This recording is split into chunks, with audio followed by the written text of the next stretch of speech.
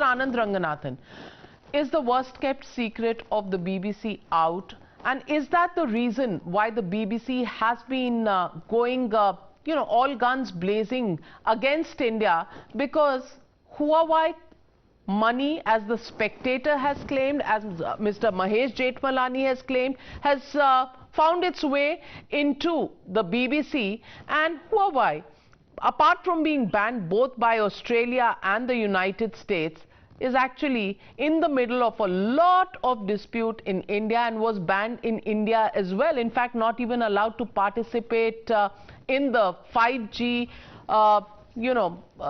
auctions that we had. So do you think this is actually a hit-back job on India?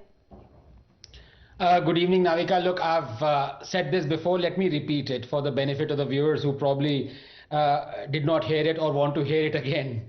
The only thing lower than the credibility of the BBC is the intelligence of its journalists. The BBC, Navika, is a methane-spewing landfill of lies, fraud and selectivity. Let me just give you a few examples out of literally hundreds. The BBC pulled down its report on Indian fake news because the report itself relied on fake news. It retracted its report claiming a protest march against bombing in Syria attacked an MP's house. It apologized to Primark for a fictitious child labor Bangalore story. It published the fake claim that India was funding MQM. It apologized for its fake report claiming Live Aid charity money was being used in Ethiopia to buy weapons. It retracted its fake news that a dog was stoned to death in Israel. It retracted its fake story of a Nigerian hotel serving human meat. From spurious Rwanda genocide documentary to a blatantly one-sided coverage of the recent Delhi riots, to blaming Hindu hierarchy for Muslims raping a Dalit, to claiming Kaziranga poachers were victims, to EVM hacking conspiracies, to spreading fake news about a Sikh policeman getting death threats for saving a Muslim, to calling terrorist Burhan Wani a rebel leader. The BBC has done it all for the sake of propaganda. And the supreme irony is, they slander Modi, who has been fact-checked by the Supreme Court. But don't fact-check those who they call on their documentary to slander Modi. Take Arundhati Roy.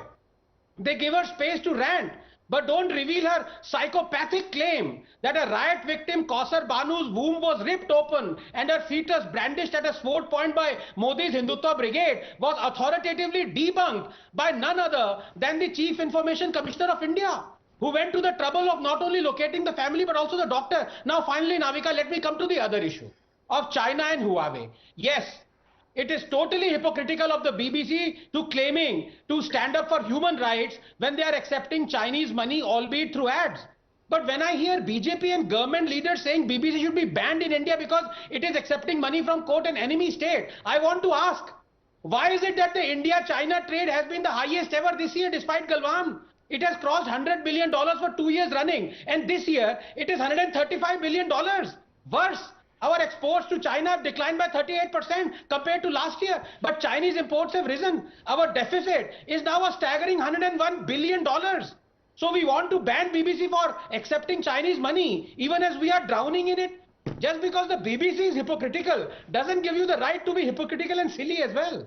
Well, Anand Ranganathan, I know your lament about the export issues with China, but it is a fact that Huawei was a company, and I know it because I used to cover telecom, and you can pick up the Times of India of August 22nd, 2005, 17 years before, the day I joined Times Now, and today is the 17th anniversary of Times Now. Tehseen Poonawalla. It was. Congratulations. Congratulations. It was the Congress party which actually overruled even the Intelligence Bureau in 2005 to allow Huawei and Chinese companies to come in.